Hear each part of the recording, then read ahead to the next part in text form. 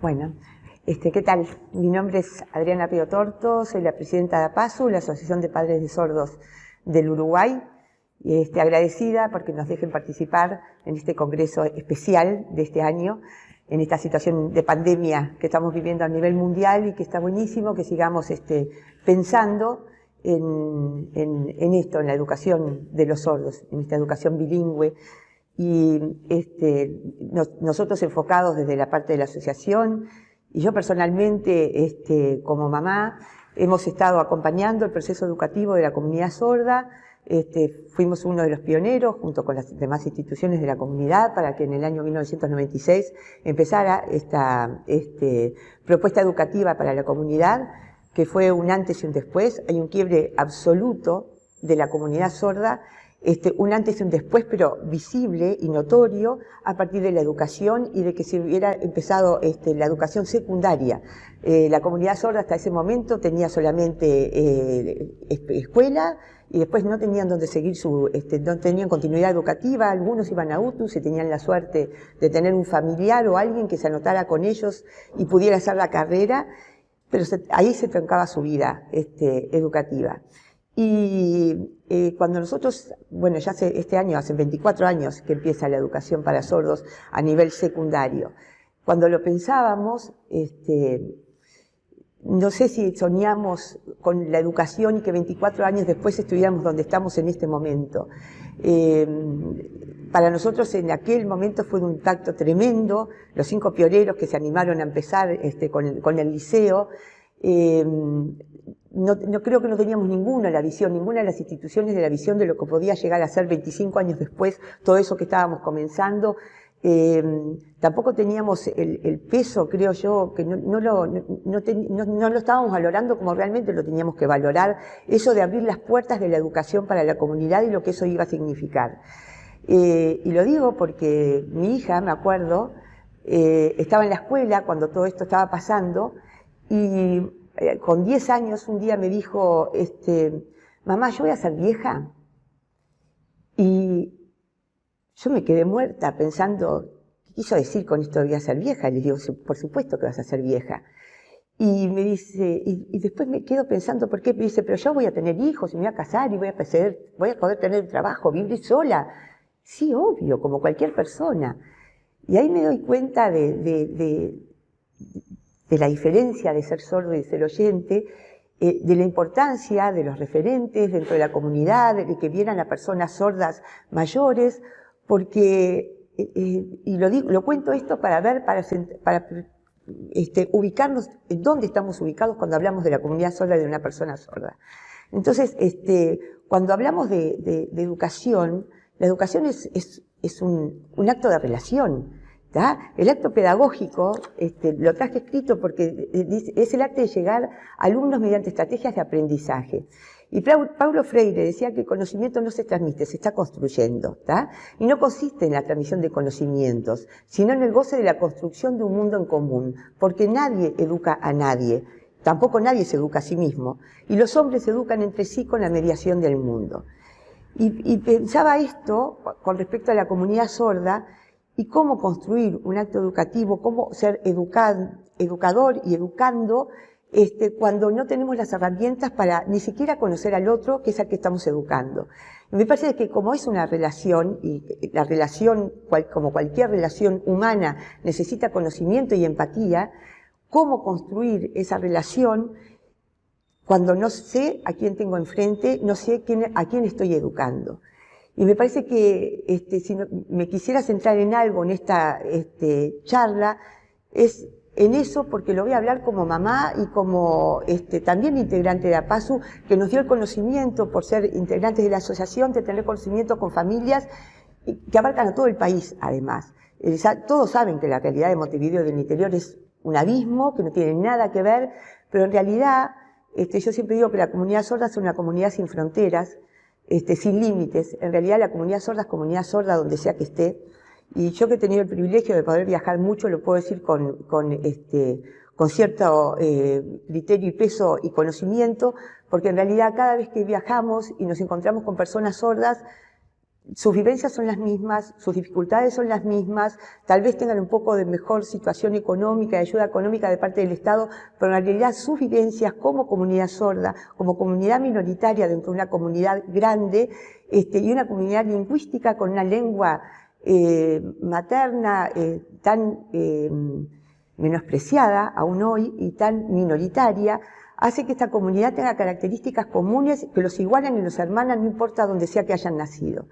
Entonces, hablándolo como mamá y por lo que me ha pasado a mí, digo, en ese proceso de educación, porque yo, como todos, como se supone que es un profesor, uno no está solamente para dar conocimientos, enseñar matemáticas, esto y el otro, sino para formar a una persona. Se supone que eso es educar a una persona, formarla en valores y proporcionarle la cultura y herramientas para que se desenvuelva bien en la vida. Y esa es la primera función que cumplimos nosotros como familia, que obviamente la cumplimos muy mal, porque siempre todavía hoy en el siglo XXI sigue habiendo un pesado discurso médico que atraviesa la sordera, no importa cómo, cuándo ni dónde, sigue habiendo un discurso médico que limita y prohíbe a las familias y a partir de nosotros a toda la sociedad a ver a la comunidad sorda como una comunidad lingüística con una cultura propia, una forma de ver y de estar en el mundo distinto.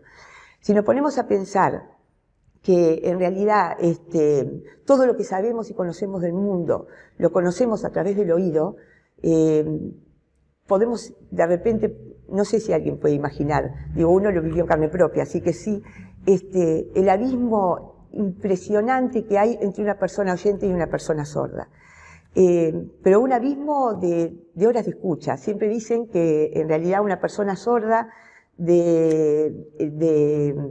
una persona oyente de 4 o 5 años es equiparable a una persona sorda de 1 año. Por esa diferencia, por ese no escuchar y por eso estar inserto dentro de una sociedad en todos los años de la edad crítica que tiene un niño, que es de los 0 a los 7 años. Piensen que el 95% de los padres no aprendemos lengua de señas en esa edad crítica o no la manejamos con el peso y con la seguridad que la tendremos que manejar. En general los padres llegan a la lengua de señas en edades muy tardías de los chicos y esa edad crítica la pasan sin lengua. O sea que no tienen español, no tienen lengua de señas, no tienen comunicación y lo peor es que no tienen forma de expresar lo que sienten y de entender el mundo. El mundo no se puede entender por imágenes. No se aprende a conocer y a estar en el mundo con imágenes. Necesitamos la palabra. Y eso es lo que la persona sorda no tiene. Ni la palabra, ni nada, porque no existe la lengua en esa etapa crítica. Y eso los marca y los va a marcar para siempre, como persona y como comunidad. Y ese abismo, ese vacío de 7 años, 8, 10, 12 y 18, como vemos hasta el día de hoy, es lo que hace que se construyan como personas de una forma completamente distinta al alumno estándar, si es que existe un alumno estándar, pero hay una especie de alumno estándar que por supuesto no es el de la persona sorda precisamente. Yo comentaba el otro día que en realidad todos los procesos históricos son lentos y uno tiene la paciencia de pensar y de poder después ver la historia y poderla mirar con la perspectiva de la historia. Y la historia, 10 años es un ciclo y es nada, pero la vida de nuestros hijos es demasiado tiempo. Y es la pérdida de su proyecto de vida, de su capacidad de estudio, y el estudio es la única fuente de igualdad que hay para la sociedad y para que ellos alcancen, no sé si igualdad, pero sí una equiparación de un proyecto de vida a lo que puede ser el de una persona oyente. Y para todo eso estamos comprometidos todos, indudablemente nosotros primero como familia, pero también toda la sociedad, y también nada más y nada menos que la educación. Yo soy una ferviente luchadora porque exista la escuela especial, porque me parece que la escuela especial para la comunidad sorda tiene que existir, porque tal vez sea el único lugar en que los niños sordos conozcan a su comunidad, conozcan su lengua, estén con sus iguales y puedan compararse con alguien y no tengan que preguntar, como me preguntó mi hija, yo voy a poder ser grande. Porque sí van a poder ser grandes, porque van a tener referentes, que los hay, por suerte, hay una comunidad sorda ahora con jóvenes totalmente comprometidos y luchando por sus derechos, conociendo sus derechos y luchando por ellos. Pero todo esto fue un proceso que no sé si la educación lo ha acompañado en el mismo acompasando todo esto. Me parece que la inclusión sigue siendo una utopía, sigue siendo un sueño que no sé si va a ser realizable mientras que no exista la formación. Podemos hacer cosas puntuales como hacer estos congresos, como hacer talleres, como hacer todo lo que hacen en Cerezo, todos los materiales en lengua de señas y todo lo demás. Pero hasta que nosotros, personas, los educadores, las instituciones, la sociedad, la familia, no tomemos conciencia de quién es la persona que tenemos enfrente y por qué tenemos que hacer esos cambios, esto va a seguir siendo una utopía, porque es eso, es la relación, tenemos que construir una relación que ya se dificulta por el hecho de que va a tener que ser una tríada siempre, porque la mayoría de las personas no hablan en lengua de señas, y menos los educadores, porque no tuvieron formación, o sea que se ven frente a una comunidad que no tienen ni la menor idea ni conocen. Entonces, cuando te piden las adaptaciones pedagógicas, que adapten los materiales, esto y el otro, ¿cómo adaptarlos cuando yo no conozco a la persona que tengo enfrente? ¿Cómo se adapta algo si yo no sé a quién se lo tengo que adaptar? Entonces, estamos pidiendo cosas cuando no estamos dando las herramientas para que se puedan efectivizar y hacerlas bien. Y la comunidad sorda necesita que se hagan bien las cosas, para no perder más estudiantes sordos. Quedan en el camino, y quedan en el camino no porque ellos no quieran, quedan en el camino porque no les estamos dando las posibilidades de que ellos sigan en este transitar educativo y con esta continuidad que ellos quieren, sí les puedo asegurar que les quieren tener, pero que no se los estamos permitiendo. Se pierden de repetir y repetir y repetir y de sentir que en realidad no se están haciendo las cosas como deberían. Y yo creo que no se hacen porque tiene que haber una cúpula que piense en la educación de una forma completamente distinta, dejar esas cabezas con la pedagogía, la didáctica, todo lo que uno aprende, y que uno, por suerte, yo como mamá y como intérprete, que gracias a Dios soy, entonces tengo las herramientas para hablar y poder acompañar a mi hija, me he dado cuenta. Agradecí no tener la formación académica, porque eso me permitió tener la cabeza libre y ubicarme y tratar de ver qué tengo enfrente, en qué me estoy equivocando, en qué no, y libre, viendo solamente lo que tengo que hacer y qué tengo que darle. Me parece que desde la selección de los materiales, que me parece que son fundamentales, hasta la forma de evaluar, descontado que la lengua de señas tiene que estar, descontado que el intérprete tiene que estar y descontado que tenemos que tener un trabajo conjunto con el educador. Somos una tríada, es el estudiante, pero tenemos las dos puntas fundamentales que son el educador y el intérprete. Que tenemos que trabajar en forma conjunta, ni hablar, pero sobre todo teniendo en cuenta cuáles son las necesidades. Esos programas tan establecidos y que uno tiene que cumplir rigurosamente, no se pueden cumplir rigurosamente en el caso de la comunidad sorda, porque tendríamos que pensar en programas completamente distintos. Me parece que si estamos teniendo en cuenta a la persona que tenemos enfrente, nos damos cuenta que hay saltos que tenemos que dar para cumplir ese programa, y estamos de repente en el escalón 5 cuando nos faltaron el escalón 1, 2, 3 y 4 para llegar a ese 5. Y esos saltos no los pueden dar las personas solas. Entonces necesitamos bajar a tierra todo eso que nosotros creemos que tenemos que enseñar, cuando de repente tenemos para enseñar cosas que son mucho más importantes para esta comunidad y para el ser, para su persona, para llegar a ser. Y como educador creo que ese es el desafío más importante que tenemos que tener todos, lo digo de la familia también, el pensar que estoy formando una persona que tiene unas necesidades distintas, que yo no estoy llegándole como le tengo que llegar, y hacer una autoevaluación, además de por qué se pierden todos esos estudiantes, por qué abandonan, por qué no logro captar su interés, por qué tengo que pensar en una forma de enseñar distinta. Yo no puedo pensar en una clase de 3 horas en lengua a pesar de que haya un intérprete. Nadie puede estar pendiente de 2 manos 3 horas, sin poder usar un pizarrón, sin poder usar imágenes, sin poder llevarse algo a la casa que diga: hoy estudiamos tal cosa. Yo me acuerdo cuando mi hija estuvo integrada por primera vez, que fue 6º año acá en el IABA, el primer día vino y venía corriendo, transpirada, y me decía: mamá, ¿no sabés lo que descubrí? Vos no vas a poder creer lo que vi. Dice: ¿vos podés creer que el profesor hablaba y los oyentes escribían? ¿Cómo escribían? Decía. Yo no lo podía creer. Nos codiábamos con mis compañeras, eran 4 en ese momento, y decíamos, escriben. ¿Cómo escriben? Nunca habían estado en una clase integrados con personas oyentes y les llamaba la atención de que ellos pudieran escribir lo que esta profesora hablaba. Y entonces decían, y nosotros mirábamos nuestro cuaderno y el profesor había hablado 3 horas y a mí los ojos se me cansaban y se me caían y no podíamos escribir porque nadie cortaba. Y entonces dice, y veíamos a todos ellos y decía, pero entonces ¿cómo? Nunca me decía, vamos a llegar a ser como ellos. Siempre vamos a estar acá. Porque ¿cómo? Si yo no tengo nada, mis cuadernos me hacía 0. Digo, y eso, que para ella fue impactante, tendría que ser impactante en realidad para todos nosotros y para pensar en un sistema educativo pensado en eso, en que los tiempos tienen que ser distintos, la dinámica de la clase tiene que ser distinta, porque tenés una persona que está pendiente de 2 manos y que si hace así, perdió todo el sentido de la frase y no sé cuándo se va a volver a enganchar, si se puede volver a enganchar en el conocimiento, porque presuponemos que una persona de 20, 24 años, como tiene la de acá, 30 o 40, saben lo que es un cheque y una letra de cambio, y saben lo que es, y saben lo que es un crédito y una oferta, y de repente son conceptos que hasta pueden llegar a saber la seña, pero no tienen el contenido de lo que eso quiere decir, y nosotros damos por sobreentendido de que esto tiene que estar conocido, y que esto lo tienen que saber de otros años, y que tienen. Y siempre les estamos exigiendo cosas que ellos no tienen. ¿Tá? No tienen porque no tienen desde la base, desde esos ceros, desde esa edad crítica que les digo, de los 0 a 7 años, donde uno se forma como sujeto y va conociendo el mundo, y no llegan a un niño de 21 años, a un chico de 21 años, como me pasó, que le leyó los labios a la mamá y le dijo, a su mamá, le dijo mamá, y le dice, ¿cómo mamá? Abuela.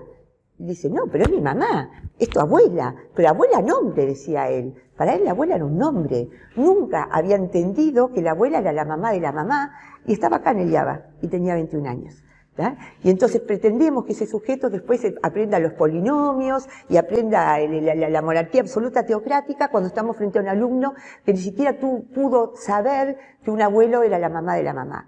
Entonces, en base a todo eso, digo atrevidamente, pero como mamá lo digo, y con la experiencia que me da 26 años de estar dentro de la comunidad y de acompañar este sistema educativo desde distintos lugares y también como intérprete. Yo estoy dentro del salón de clases y yo veo lo que pasa. Y me indigna y lloro y vuelvo llorando de pensar cómo ese cerebro puede estar funcionando bien cuando por un lado, como me pasó un año, le estaban enseñando la diferencia entre ese y aquel, que no entendían cuál era la diferencia, y 45 minutos más tarde venía una profesora a hablarles de la monarquía absoluta teocrática. Entonces, ¿cómo funciona un cerebro en el que no tenés ni la base para entender qué es una suma y te están enseñando un polinomio? Entonces, me parece que la educación tiene que ser primero un acto de respeto, de empatía y de amor hacia el otro. Todos los que eligieron ser educadores creo que tienen esa vocación y me parece que hay gente muy comprometida. Lo que pasa es que sin formación y sin saber a quién tenemos enfrente es muy difícil poder enfrentar la educación de la persona sorda, porque es una situación extraordinaria dentro del sistema educativo, no se parece en nada a nadie. Y es un gran desafío en el que yo realmente chapó por los profesores que se comprometen, chapó por todas las instituciones que hacen cosas pensadas realmente en la perspectiva de la persona y de que se tiene enfrente, porque es la única forma de lograr una inclusión que yo espero algún día que no sea una utopía, ni siquiera la integración que sea una utopía. Hoy ni siquiera están integrados. Creo que seguimos en un sistema educativo excluyente para la comunidad sorda, donde se están haciendo muchas cosas pero muy puntuales, y me parece que hasta que no tengamos centros educativos que tengan una continuidad, esos profesores, que los saberes tengan una continuidad, que sean transmisibles a las nuevas generaciones, mientras que no haya un equipo de dirección, un equipo de profesores con experiencia, que saben lo que hacen, pero que de repente al año siguiente por el sistema de elección de horas quedan fuera del sistema, esto no va a progresar y no vamos a lograr una inclusión. Entonces me parece que es algo que es un compromiso como familia, como institucional, de los educadores y del Estado. Creo que todos tenemos que estar unidos en ese sentido para lograr ya no hablo de un sistema educativo, yo creo que es un proyecto de vida de cada uno de los sujetos sordos que pasan por estos centros educativos viable, y para que sea viable depende de todos nosotros. Todos todos tenemos responsabilidad en esto. Y los compañeros también. Entonces, también me parece que los compañeros tienen que saber quién es su compañero, quién es el ser que está sentado en su banco al lado. Y hasta que no tengamos una lengua de señas compartida, con la que ellos se puedan manejar medianamente, tampoco van a tener relación ni vínculo, porque la relación, toda relación se basa en comunicación, y la comunicación sin una lengua en común es imposible. Entonces, me parece que es eso. Creo que tenemos que, no sé, tener la cabeza abierta para pensarse desde otro lugar y para pensarse desde el lugar del otro, que es lo que nosotros, por suerte, con todos estos congresos y con todos estos encuentros, tratamos de brindar nuestra experiencia y nuestro conocimiento del otro, al que ustedes van a tener que educar. Así que gracias por esto, y espero que sigamos teniendo encuentros de este tipo.